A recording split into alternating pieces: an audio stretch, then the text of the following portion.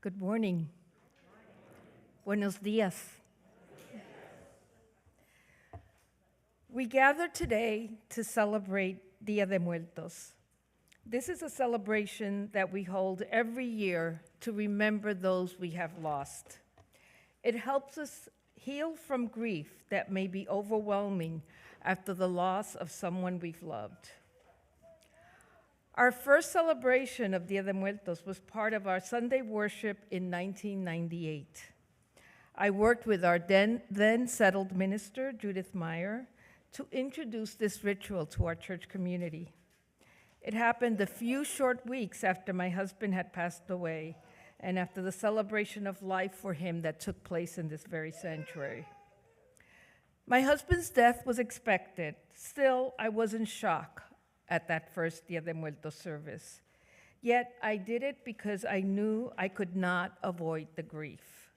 I knew that engaging in rituals would help me move through my grief. Engaging Dia de Muertos ritual every year became part of my grief work and one more step in my healing journey. What Dia de Muertos rituals gives us is an opportunity to face death, the death of those that we've lost in meaningful and healing ways. It teaches us that death is not something to fear, but a normal part of life. We can look at it, we can approach it directly. Doing so does not take away from living, but rather enriches it. So, let us gather together to engage in this celebration of life. Come, let us worship together.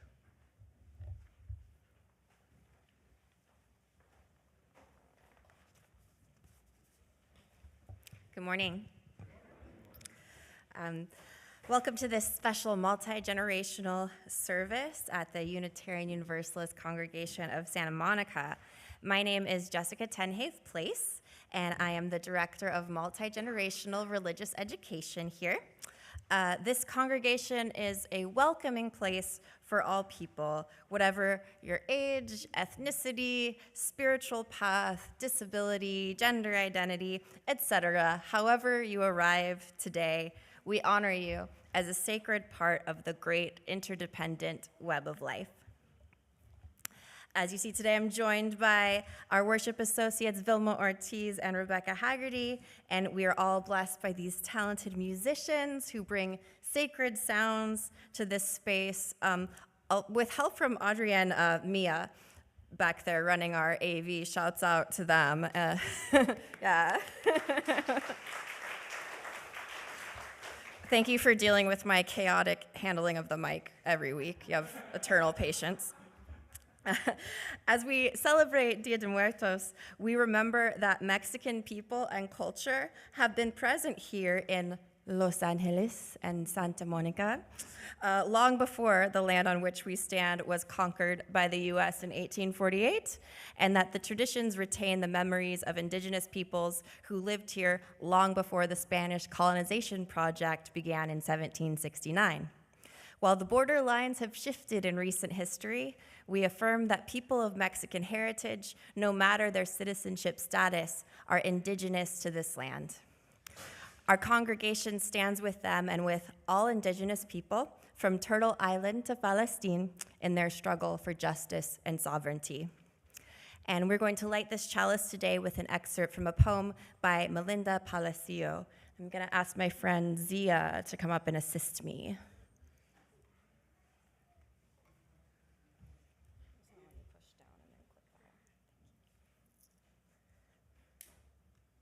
Keep going until, there you go. Last words to La Llorona.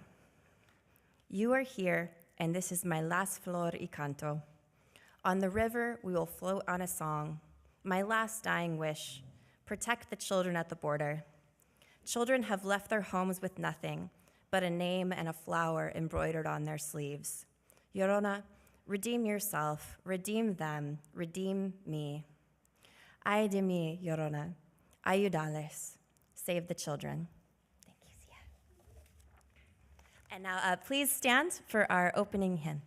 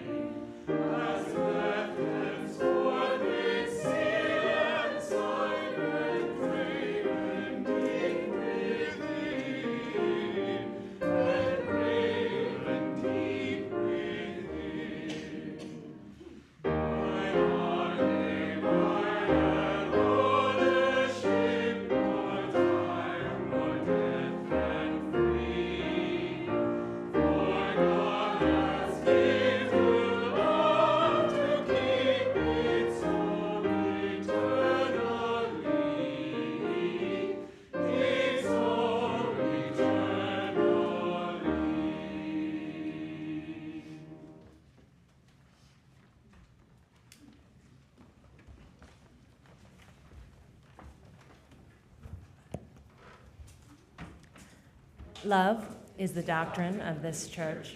The quest for truth is its sacrament, and service is its prayer. To dwell together in peace, to seek knowledge in freedom, to serve humankind in fellowship, thus do we covenant with each other. El amor es la enseñanza de esta iglesia. Buscar la verdad es su sacramento, y el servicio es la oración. Vivir juntos en paz, buscar el conocimiento y la libertad, servir a la humanidad en unión, así es como venimos unos a otros.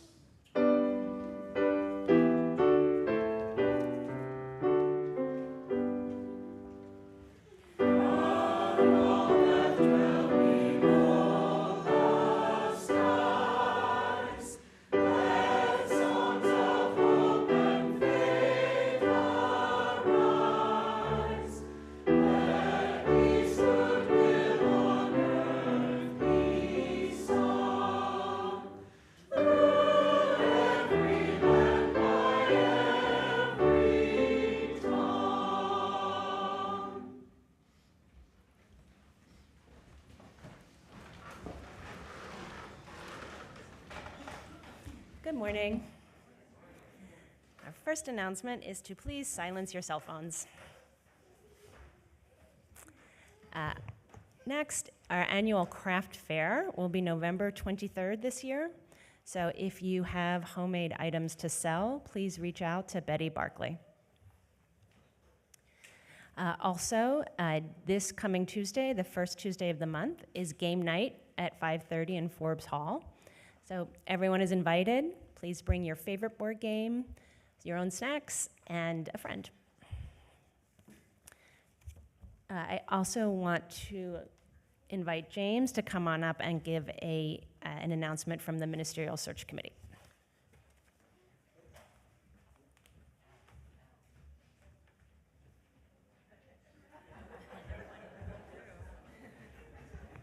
We have a team. We have a team here.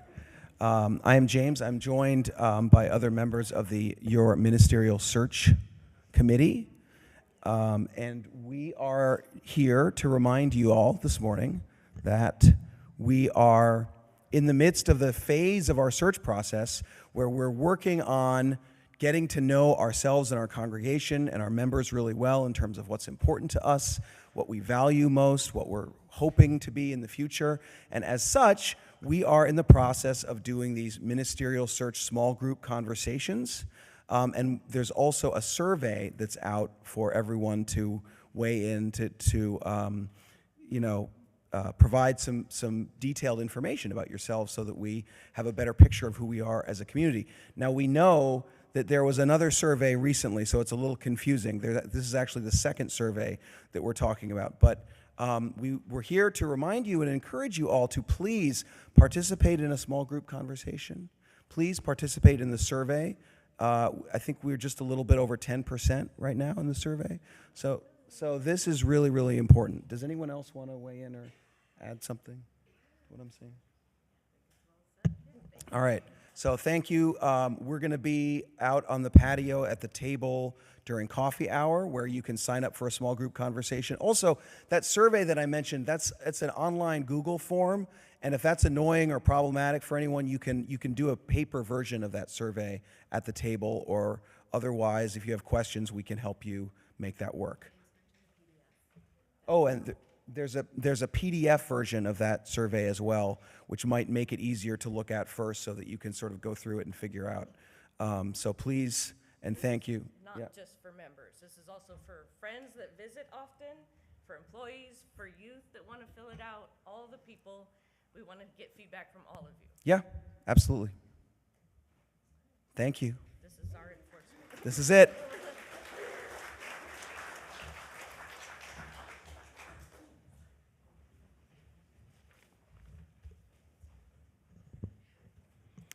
We have many events happening today, including our annual Garden of Eternity service, which will follow this morning's worship at noon in the garden.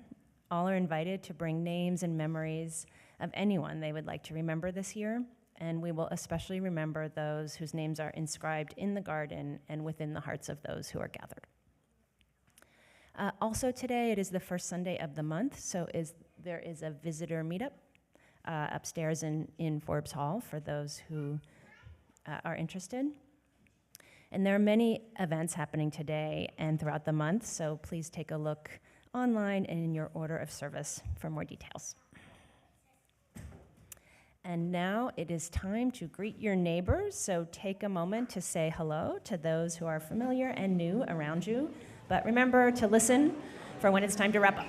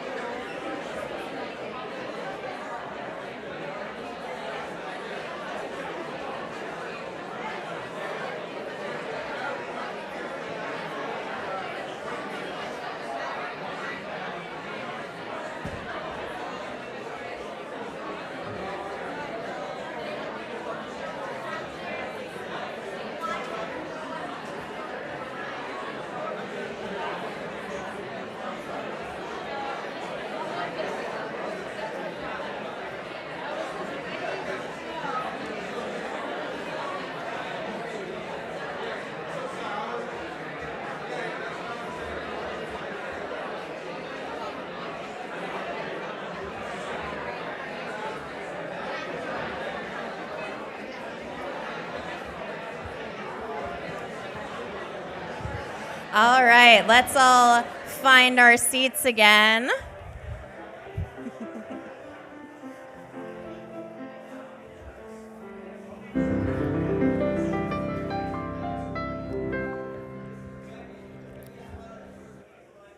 I just received some more art for my office wall from Lumi. Thank you. We have some great artists over in the corner there working on some wonderful Day of the Dead pictures. And now our young friends are going to help us with collecting donations for the West Side Food Bank. So if you brought a donation, please raise your hand and someone will come find you to get that. Thank you, friends. Just look for the folks who have their hands raised. We've been donating to the West Side Food Bank for quite a while now. They do great work in our community, helping those who are struggling with food insecurity. Another art piece from Emerson.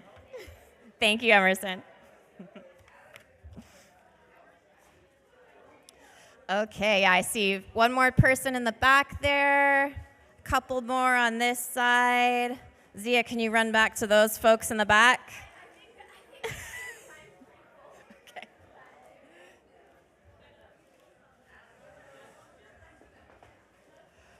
All right, we'll finish up with our donation collection. Thank you all so much.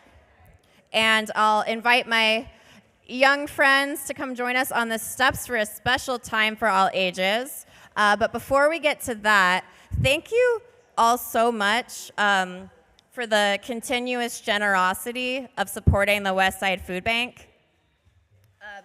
We have a great offering here before us, but what I want to challenge you all with is that next week, bring more than these kids can carry, because the cuts to the SNAP program that lots of people in our community rely on to feed themselves and their families are going to be hitting this month. And so the West Side Food Bank and other places that provide food for our community are under huge demand. So I'm going to ask you to double or triple your generosity as you are able so that we can help people who are facing hunger in our community get through this time.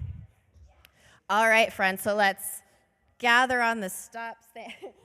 Thank you for your help. Hi, everybody. Come on up. Why don't you kind of stand here in a circle so we can see?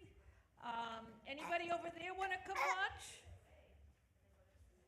I think Lumi and Lumi's brother and Spencer and Alex is here. Emerson, thank you. Thank you guys for coming up here. So we have something special up here. What is it? An ofrenda, an altar. And why do we have this up here? The Day of the Dead, Dia de Muertos. It's a very special event. And where does this come from? What place? Mexico, absolutely. And it comes from the more indigenous part of Mexico, where there are people who have been there for a long, long, long time. And so what are some of the things that we see on the altar, on the ofrenda? Sorry. I hope that's better. Yes, Sia. I see a lot of pictures. Yes, they're photos. They're photos of people who have passed away. Emerson, one thing you see. I see a lot of flowers. Flowers. These are marigolds. Flor de muertos. One word. What do you see? I see my grandpa. He passed away and he's special to me. Calvin's grandfather passed away, and his photo is up here. Spencer, one thing you see up here. The bread. The bread, pan de muertos. It's got little bones. You know what, sweetie? Don't come over here so that you can see better. Come right over here. I don't want you to lean on that and have it come down with you. What's one thing that you see, Lumi? Skeleton. Skeletons, yes. And remind me your name. Otto, Lumi's brother. Tell me one thing you see. Candles. Oh, you're Lumi's brother, and you are Lewis's brother. Candles. Huh? Vice versa. It's okay. Okay, I'm sorry. I'm getting Candle. He said candle. Candle. You are Lumi's brother, and you are Lewis's. You were confusing me. You were confusing me. That I thought I had it right. Okay. So back to the altar, back to the ofrenda. This is a special ritual that we do every year to remember the people who have passed away. It helps us feel closer to them. It helps us feel sad, but then feel better afterwards. After our sadness, we feel good that we celebrated them. We put out the pictures. We do a lot of candles. These are sugar skulls that somebody made. I think Allison made it. Is that right? Hi, Allison. Sugar skulls. Other kind of decorative skulls. Lots of marigolds, which are special flowers. The bread. And then just a colorful, celebratory display. Yes, thank you. Yes? It's also a butterfly. A butterfly, because we're going to talk a lot about butterflies today. So now we're going to turn to our story. You guys can sit up on the floor and look up, or you can go sit with your parents. And I'm going to ask you to be extra careful leaning.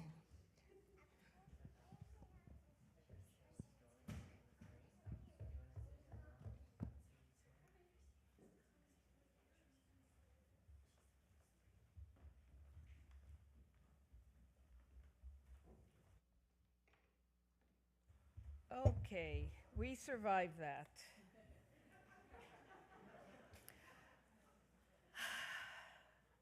So this morning we have a story, Uncle Monarch and Dia de Muertos, Tío Urbano y Dia de Muertos. They're here, cried Lupita as she ran toward the house. She ran to the rocking chair where her uncle sat and touched his arm. When he opened his eyes, she whispered, "They're here." "Are you sure?" he asked. Quickly, quickly, mija, hand me my cane. It's best luck to see them arrive." Tío Urbano struggled to his feet. His knees were creaking like the wooden floor underneath him. He put his hand on Lupita's shoulder to steady himself. They walked out of the house and watched as the first monarch butterflies fluttered to the safety of the trees. Lupita put out her hand, and a tired monarch landed on it. It stayed there calmly for a moment before flying off to blend with the others. Tío Urbano said, "Mija, you remember what I told you ever since you were a baby?" Lupita nodded and said, "Yes, I must never capture or hurt a monarch, for they are the souls of our dead ones who have come back to visit us before Dia de Muertos." Tío Urbano put his arm around Lupita and said, "Yes, never be afraid of the dead, for those who loved us can never hurt us. We will always miss them. It is a blessing to receive the butterflies before Dia de Muertos, when we show those who have passed that they're treasured and not forgotten. Besides, it's a pleasure to see butterflies return every year." Day after day, Lupita and Tío Urbano watched as butterflies filled the trees until there were millions in the woods. On sunny days, they flew about, searching for food and water, until the forest was a quivering blur of orange and black. On cloudy days, the butterflies didn't take wing. Instead, they clung to the tree trunks and pressed together for warmth. Soon after the arrival of the butterflies, Lupita's family got ready for Dia de Muertos. Her father set up an ark of marigold flowers. He strung rows of papel picado from one end of the living room to the other. Later, Papa set up the altar and displayed the photographs of family members that had died. Mama gathered the ingredients that she would need for preparing pan de muertos, mole, tamales, tortillas, atole, arroz, y frijoles. All of the foods that the dead had enjoyed in life and now enjoyed in spirit. Lupita cleared a path that led from the altar to the street. She knew exactly how she would make the trail of petals of marigolds that would guide the spirits home. This year, it would be as wide and thick as possible, so no one would get lost. Everything was done just like last year, except this year, Tío Urbano couldn't help in any way. He sat wrapped in blankets and dozed most of the day, mumbling in his sleep. When he was awake and his bones weren't aching, he watched the butterflies. Okay. So that's the first part of our story. I'm going to ask you guys to go kind of sit with your parents or in the kids section, and the choir's going to come up and sing. Thank you. We're going to come back for the second part in a little bit.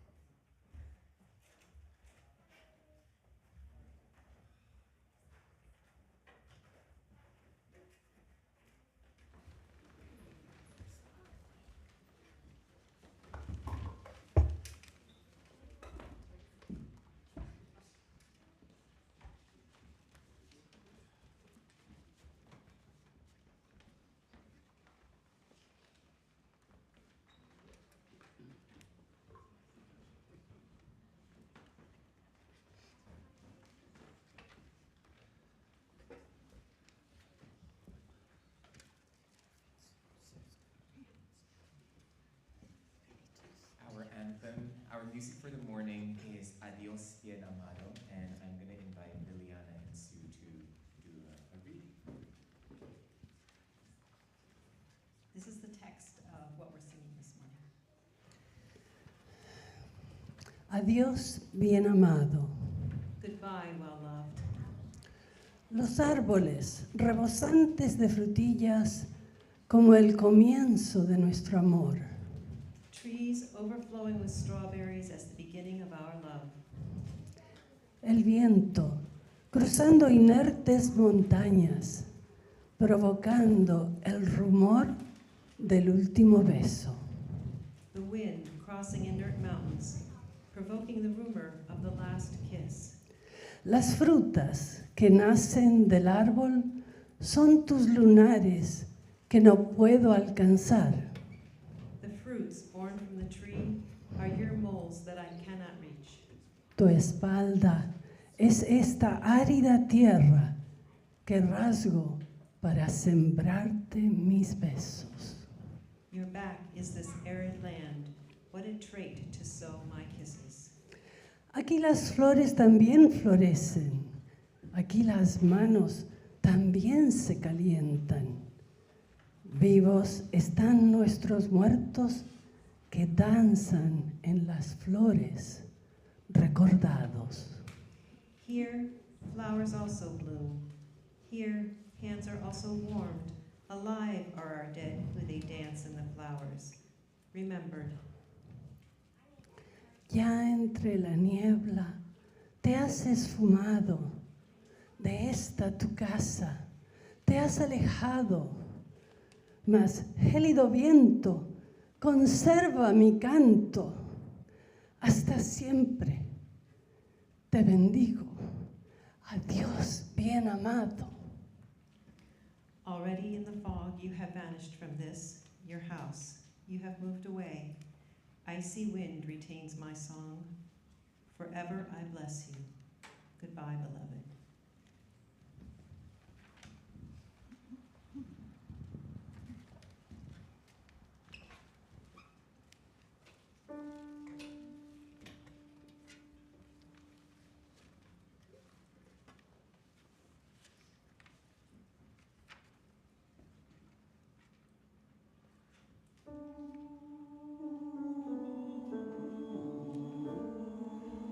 Adiós, bien amado.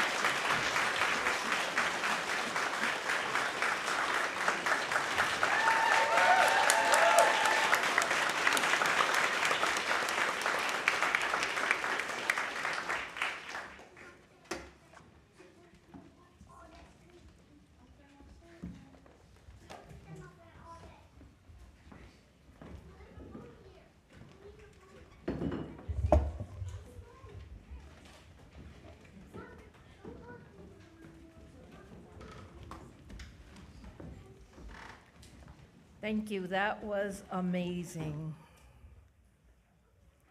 Great. So our friends are back up here, and we're going to continue with our story.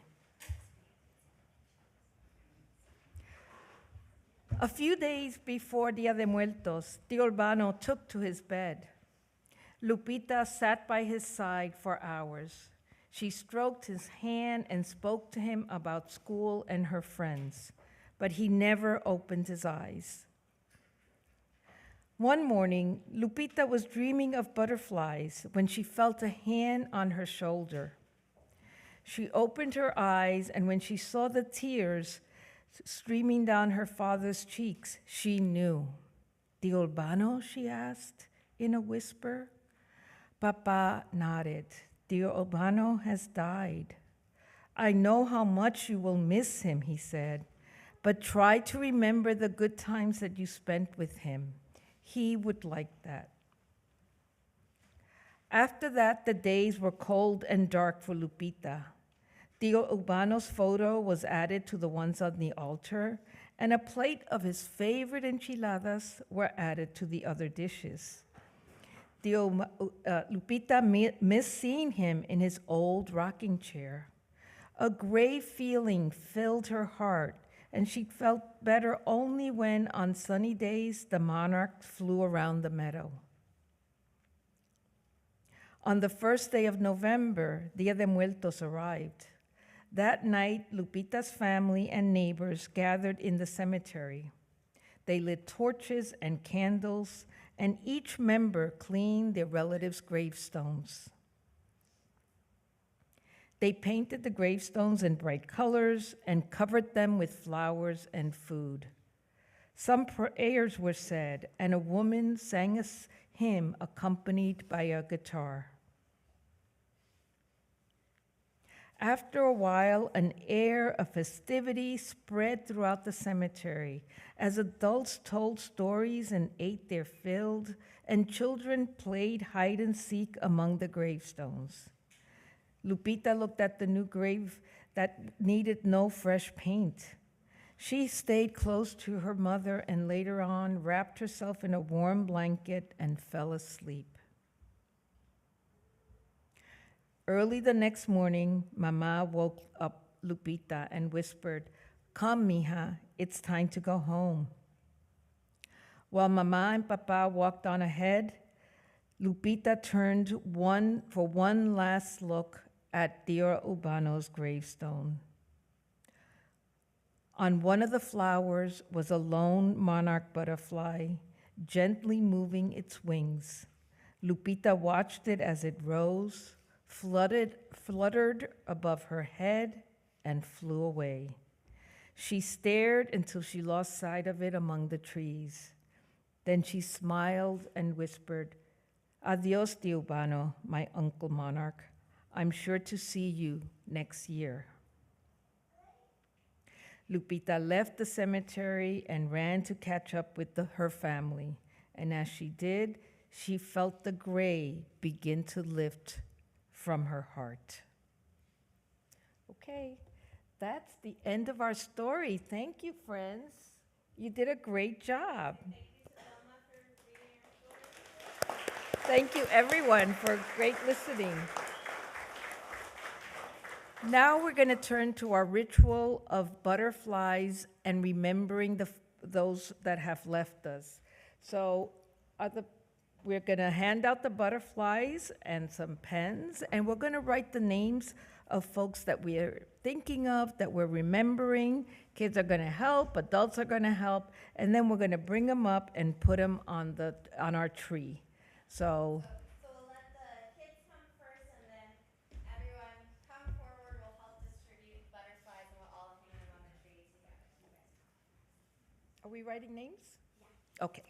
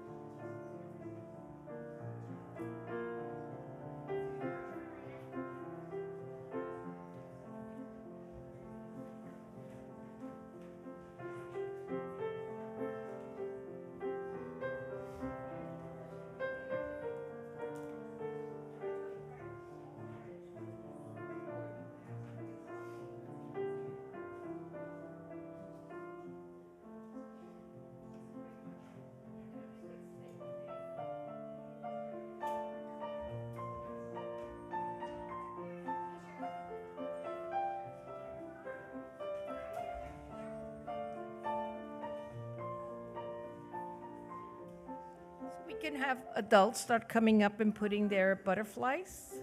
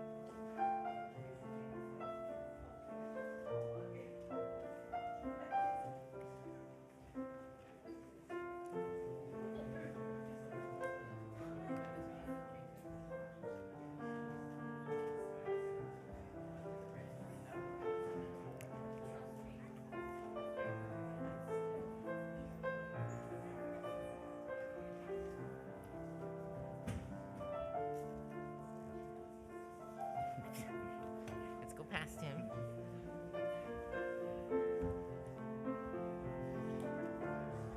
Nope, nope, nope, nope, nope, nope, nope, nope.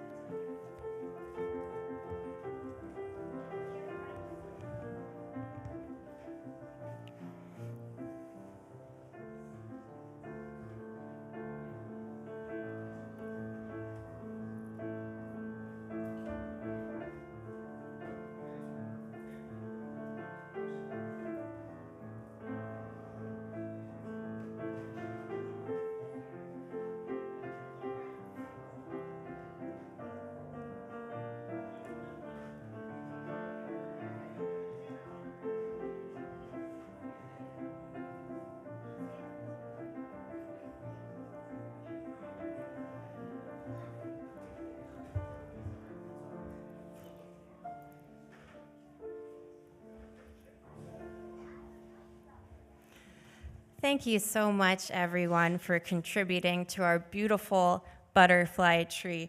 Look at that, everyone. Look at how this tree that used to be wintry and bare looking, now it's beautiful and full of color. And every single one of those butterflies up there represents a person who's touched our lives in some way. And then think about how all of us reach out to touch other people's lives. And so even those people who are no longer here with us, they are still with us in a way, in that we remember them and the things that they have taught to us, we go on to reach out to other people with. And so that's what we celebrate today, that unbroken chain between the living and the dead and the cycle of death and rebirth in nature. And so thank you so much, everyone, for sharing your memories with us in this sacred space. I'm going to invite Vilma and Rebecca up, and we're going to have a time of remembrance for those in our congregation who have passed in the last year.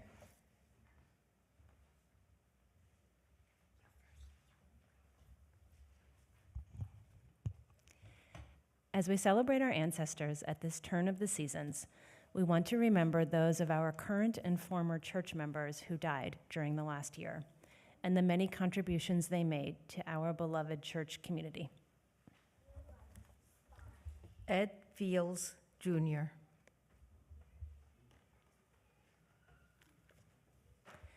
Tom Forich.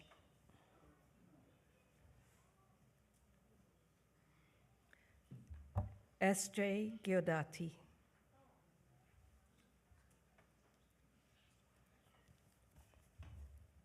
May the memories of all of our loved ones who have passed from life into death continue to be a blessing for this community.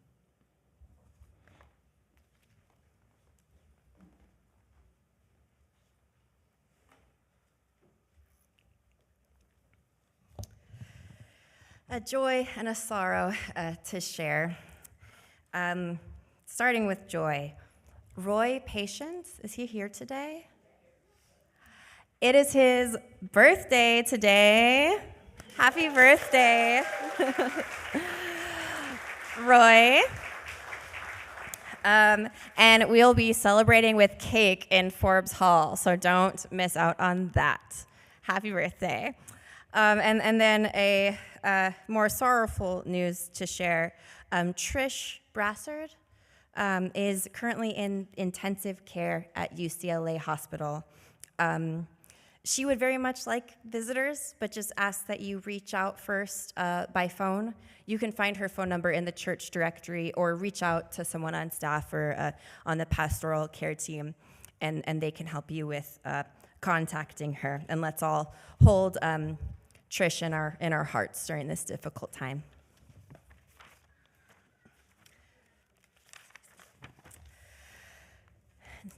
Dia de Muertos teaches us that joy and sorrow live side by side.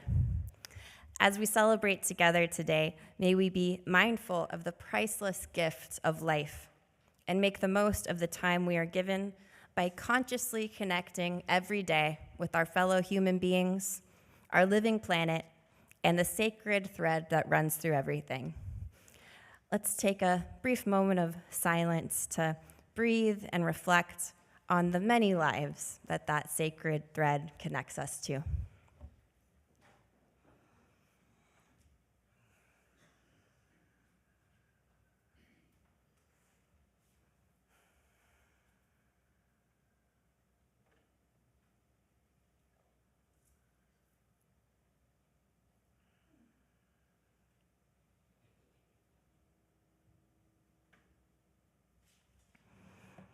Amen, and blessed be. It's such a gift to look out on all of you and see the many lives that I have the privilege of being connected to in this congregation. So it's a brief word to share with you this morning on the important topic of the latest movies that have been released. My husband James and I love to go to the movies. We're in a great city for it. And so far this year, our number one pick is Paul Thomas Anderson's new film, One Battle After Another. Any Academy members here? Please vote. The story follows Leonardo DiCaprio as Bob, a former member of a radical political group whose dangerous past catches up to him and his teenage daughter when they are pursued by an old enemy. When Bob needs help, he goes to a person who we learn is a de facto leader of their small town, a Latino karate instructor called Sensei Sergio.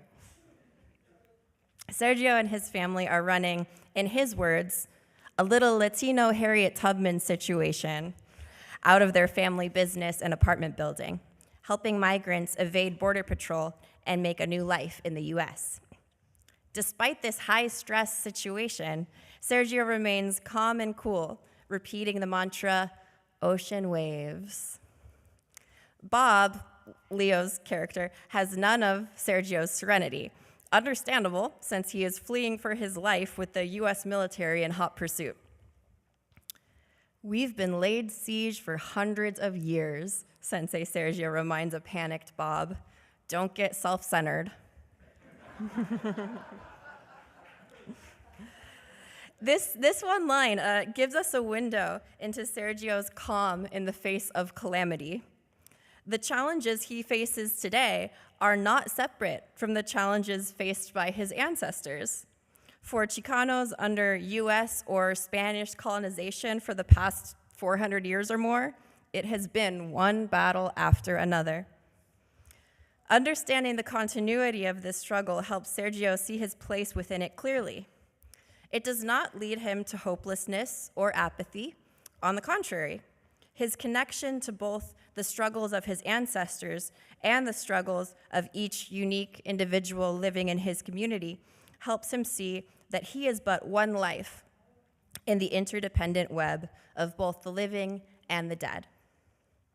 With his one life, he can do a lot, but he can't do any of it alone.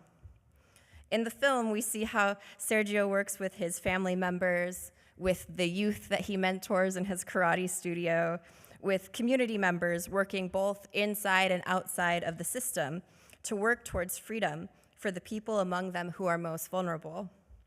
We even see him working with nature in his mantra to conjure peace, ocean waves. The current phase of terror against Latino people in our country, citizen and non-citizen alike, has been shocking for many of us to witness. But the people in our community who have been facing centuries of oppression, who are connected to the stories of their ancestors, they don't seem as shocked. Angry, yes, as we all should be. But when a people can understand the continuity of their struggle over time and across generations, they're not shocked, they're prepared. The Community Self-Defense Coalition, to name just one Latino-led local group working to protect our neighbors from ICE, is deeply embedded in the history of a justice struggle that has seen this kind of violence and discrimination many times before. They are able to approach the work ahead of us with a perspective that makes the day-to-day struggle survivable. We see in the long story of Mexican people in California that this tradition of remembering the dead, laughing with them and singing with them and offering them food has served a strengthening purpose for a people so often living under siege. When we remember the dead, we remain connected to those who came before. Their story is one with our story. The living are just the ones who get to turn the next page. The battles we fight today are a continuation of the struggle for justice that began long before our current lifetimes. When we are overwhelmed by the current challenges we face, and I know I am from time to time, we should listen to the voices of those who have parted, who fought the battles before ours. They whisper to us, keep on working towards justice in the lifetime you've been given. And remember, ocean waves.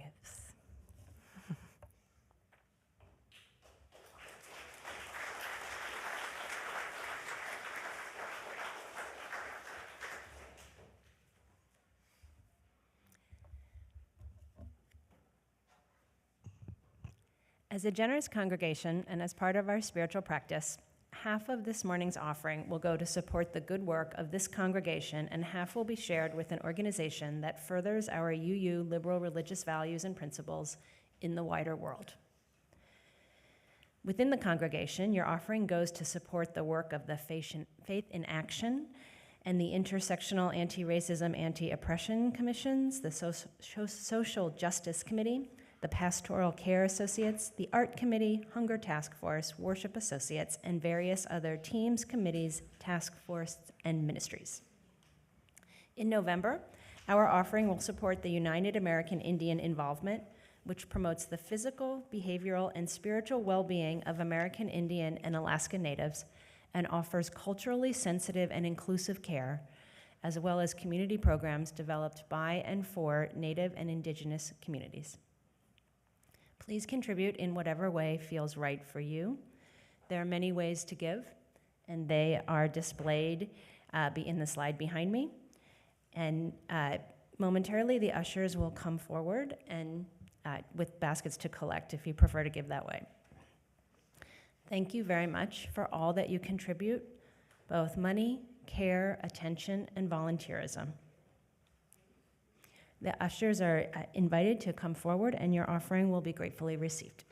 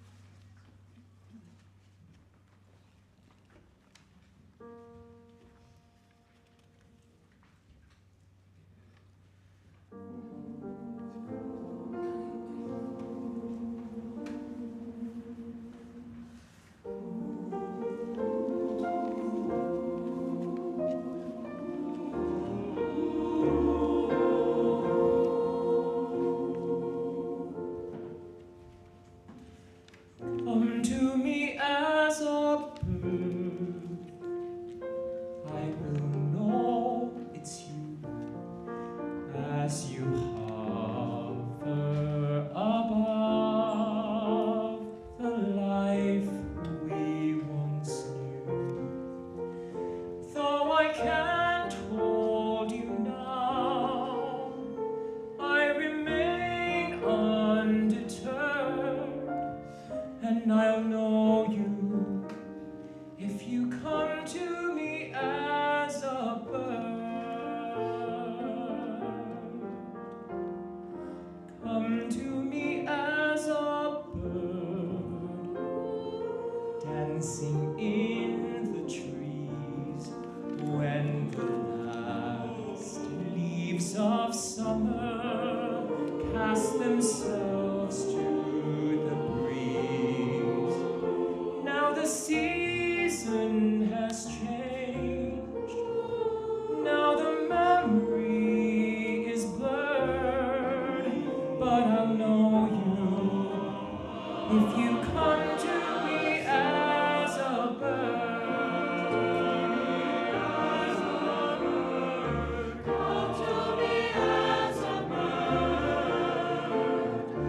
Come to me as a bird. I will know you if you come to me as a bird. Singing in my garden, winging through the rain, I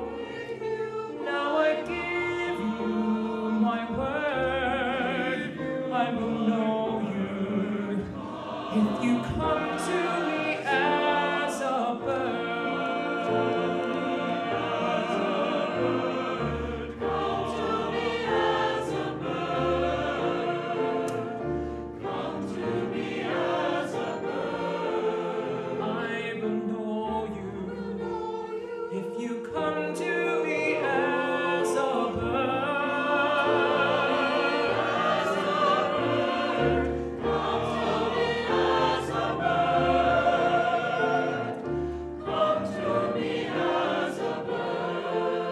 I will know you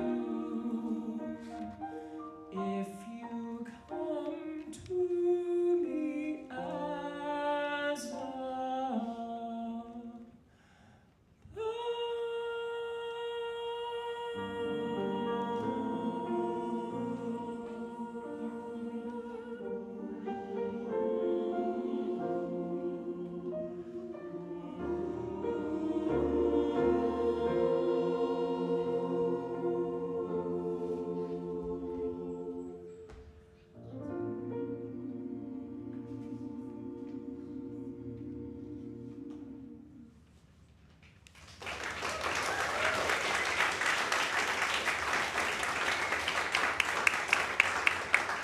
Please rise in body or in spirit for our closing hymn. This is Abide With Me 101 on Singing the Living Tradition, our great hymn.